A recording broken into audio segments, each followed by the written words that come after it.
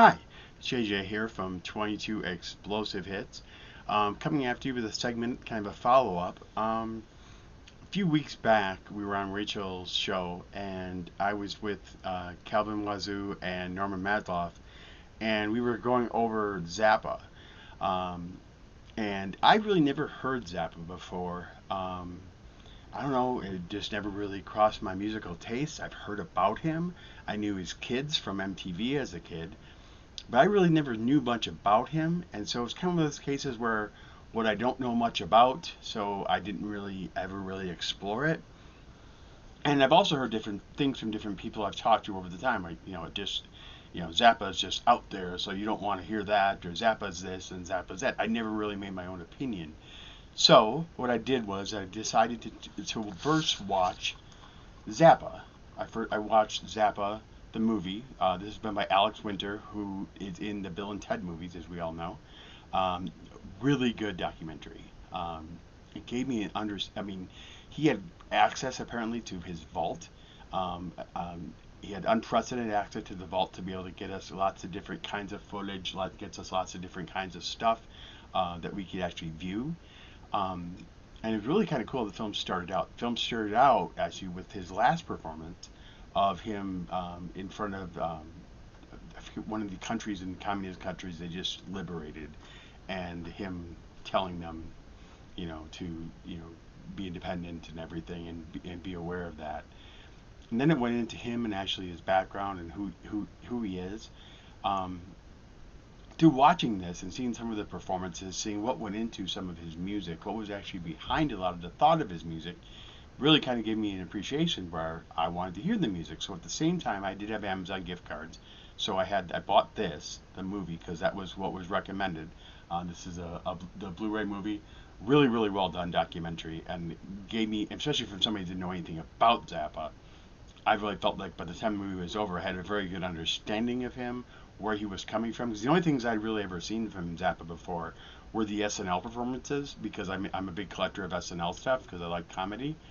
So I'd seen those, like when he was a host and then when he was musical guest. Other than that, I really hadn't seen much before of him. And I've been told, so like I've seen Bill's Box of Sound goes over on his channel, that he is an acquired taste, and I will give that, he is. But by watching this movie and seeing where actually he was coming from in a lot of his stuff, and what actually his motivations were, I was really impressed with like how he didn't seem to. It was just kind of like, this is how I am, and I'm out there, and this is what. If you don't like it, don't listen. But this is who I am, and this is what you need to hear, and this is what I'm all about. And that's, I really was impressed by the attitude and how he was. Um, okay, I mean, I did hear the 1983 hit Valley Girl. We all did. I mean, it was a regular on the radio, especially, Get Me With the Spoon and all that we did with his daughter. But I guess I really didn't consider that to be as much a part of the Zappa lore as some of the other cuts. So I bought this, and at the same time, I didn't dive, but Norman and Norman Maslow in the when we talked, he was like, dive in, buy the box set. I didn't do that, but I did get the Zappa album, and I listened to this now several times. I love the tune "Motherly Love." I also loved "Calling Any Vegetable," the excerpts from "Calling Any Vegetables." I liked "Road Ladies." I really liked "Sophia." Moe's Vacation was another one that stood out to me as well, and G-Spot Tornado. This is a really well done. I thought it was really good kind of overview. Kind of gave me a feel now. Maybe I'll now branch out and get some more Zappa CDs or Zappa albums, and I'll actually branch out to go and hear more now that I've heard this. And I think again, it was the movie, I think, that gave me the willingness to actually go out and listen to actually what was on here. So here's the inner sleeve of the record right here. Um, Pictures all over from the movie and everything. This is like the movie soundtrack, so to speak. The vinyl, it's on clear vinyl right there. So you can see the clear vinyl that's right there. I like the way um, this music is provided as a brief cross section of the composer's total output in many musical fields. It kind of says it right there. And then including everything from full orchestral compositions to short pieces for jazz ensembles. So it has it all right there, what's actually on there.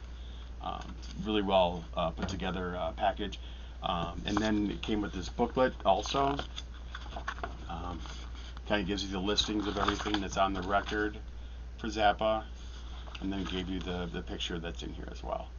So I just say that I'm still spinning this on my turntable, but I am not disappointed.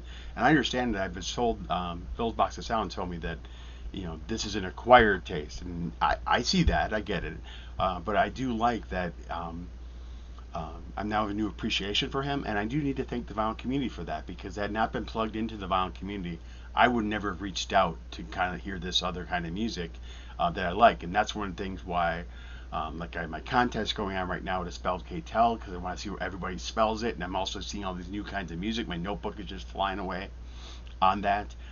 So it's a really important aspect that had I not been a member of the violent community, I don't think I ever would have even considered picking up. I maybe would have picked up the movie just because I'm a film buff, but I know I would not have picked up the record.